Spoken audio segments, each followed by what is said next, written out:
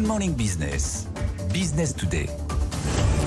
7h17 sur BFM Business et sur AMC Découverte et vive le yaourt nature. C'est ce qu'on se dit aujourd'hui chez Yoplait. Bonjour Yves Legros, vous êtes le directeur général de Yoplait. Yoplait qui revient de loin, qui revient du rouge, qui est désormais dans le vert, notamment grâce à un changement de stratégie et un rachat de par la coopérative Sodial à General Mills, à qui elle avait déjà vendu le groupe. Donc ça revient dans le giron. Tout a changé chez Yoplait, notamment son rapport au yaourt nature. C'est fini, les packs, les gros packs de yaourt aux fruits qu'on achète en gros, non. Désormais, place au yaourt nature. C'est pas fini, mais ce qui a changé fondamentalement, c'est avec le retour de Yoplait dans la coopérative, c'est qu'au lieu d'essayer d'optimiser des activités existantes qui n'étaient pas forcément en croissance, il s'agissait pour nous de maximiser le volume de lait qu'on pouvait valoriser pour les éleveurs de la coopérative. Et donc, ça nous a obligé à une décision qui était de faire de la croissance. Et pour faire de la croissance, vous connaissez Yoplait. Yoplait, c'est les yaourts aux fruits, c'est les Yop, c'est très orienté sur les yaourts aux fruits. On a décidé, d'une part, de s'orienter vers les yaourts blancs. Et puis d'autre part, on a fait confiance à tous les gens de l'entreprise qui sont tous consommateurs de yaourt.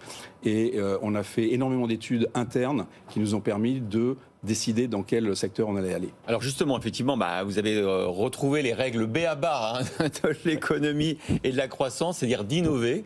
Et vous avez amené sur ce plateau, pour ceux qui sont en radio, on va décrire vos deux innovations majeures. C'est d'abord le yaourt en briques, comme des briques de lait. Donc en fait, qu'on va individualiser, on va portionner chez soi. Avec et moins puis, de Et puis, ce qui rend dingue d'ailleurs Laure, le skir. Oui. Le skir, qui est une innovation aussi marketing. Qui marche très bien sur moi. Je sais pas. C'est vrai. Non mais j'en achète, c'est ça que je veux vous dire, pas sur mon corps, mais moi j'en achète. Je vais commencer par le skir parce que dans l'ordre, c'est le skir qu'on n'a pas. C'est pas une innovation en tant que soi, mais c'est un choix d'orientation stratégique d'aller dans les yaourts blancs. C'est le symbole pour nous du yaourt blanc. Alors qu'est-ce que c'est le skir déjà, pour ceux qui ne mangent pas de yaourt comme moi? C'est un yaourt qui va avoir pas de matière grasse, mais qui va être assez riche en protéines. D'accord. Et donc pour les sportifs. C'est pas que pour les sportifs. Justement, c'est ce que Yoplait a trouvé. En faisant nos tests internes ce dont je vous parlais avant, on s'est aperçu qu'on avait une recette excellente qui pouvait avoir un public beaucoup plus large que uniquement les sportifs. Et donc, on a étendu la gamme. On a fait une gamme beaucoup plus grande de skir à un prix accessible, ce qui reste très important pour Yoplait. Et là, on atteint une pénétration. Les derniers chiffres, c'est 19%. C'est-à-dire qu'il y a 19% des foyers français qui ont essayé les skirs Yoplait l'année dernière. Donc, c'est plus une niche. Et ce pot-là que je vous ai amené, le pot de 850 grammes, c'est devenu, 2 ans après son lancement, les plus fortes ventes de yaourt de tout le marché. Au-delà du skir d'ailleurs. Parce que ça cale un peu, ça fait un peu. Alors c'est plus que ça cale, parce que ça cale, mais c'est bon à manger, vous pouvez en manger beaucoup. Oui. Et les gens peuvent le manger, ils adorent ce grand contenant aussi, parce qu'ils l'arrangent comme ils le veulent en fait. Ils rajoutent des céréales, des fruits, etc. Et donc la deuxième innovation importante qui va arriver en 2024, continuons en allant dans le yaourt blanc, on s'est dit que pour être légitime, il fallait qu'on amène vraiment une innovation. Et l'innovation, c'est cette brique, qui est une brique.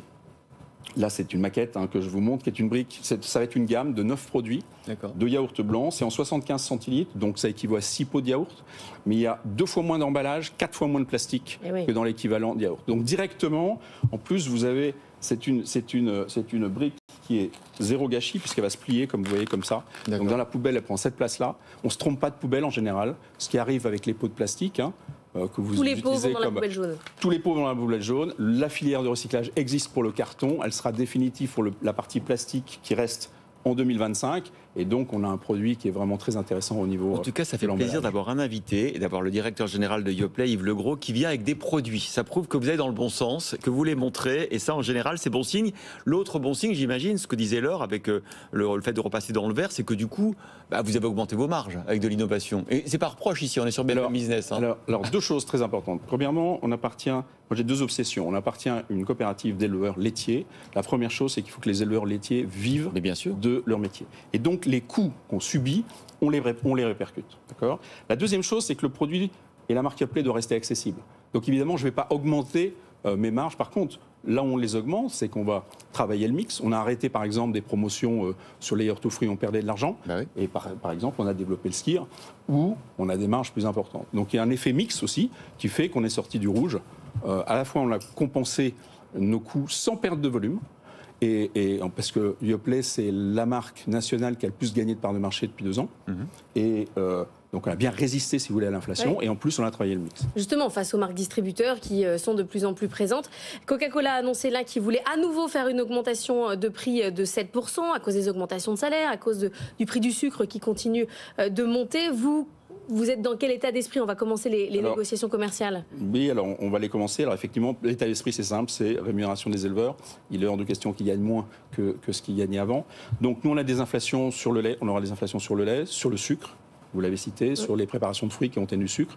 On a aussi des inflations sur les transports logistiques, sur les taxes éco-emballage, tout pour payer toutes les filières de recyclage, et sur les salaires, parce qu'on va évidemment accompagner nos employés. Et donc l'addition, Et donc on aura certaines économies aussi, et l'addition sera, on va passer des hausses de prix, on va demander des hausses de prix, c'est pas nous qui décidons à la fin de ce qu'il y a, qui vont être bien moins importantes que ce qu'on a vécu les 2 dernières années. Mais c'est quoi, c'est 10%, c'est 7 à 8%? Ça sera moins de 10%.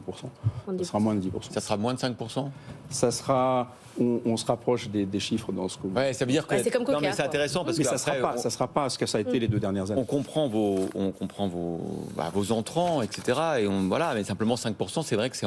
Enfin, pour les consommateurs, c'est encore de l'inflation. Ça dépend d'où on part. C'est pour ça que si la sanction est immédiate, si jamais on augmente trop les prix, vous pouvez descendre en volume de 10%, 15%. Mais quand le gouvernement dit les prix vont baisser, la réponse est non. Je laisse au gouvernement ces déclarations. Nous, on a une inflation qui est effective. Mais il faut qu'on protège à la fois les consommateurs et nos éleveurs. Ce qui prouve bien ce que disait aussi Nicolas, c'est que l'économie, elle reste quand même, pour l'instant, en tout cas pas dans l'automobile comme on l'a vu tout à l'heure, mais pour l'instant, elle reste quand même un peu inflationniste. On reparlera de la structure, notamment de l'économie française et de ses rapports à l'inflation avec Emmanuel Le Chypre à 7h50 dans son édito. Merci beaucoup d'avoir été avec nous, Yves Legros, directeur général de Yoplait.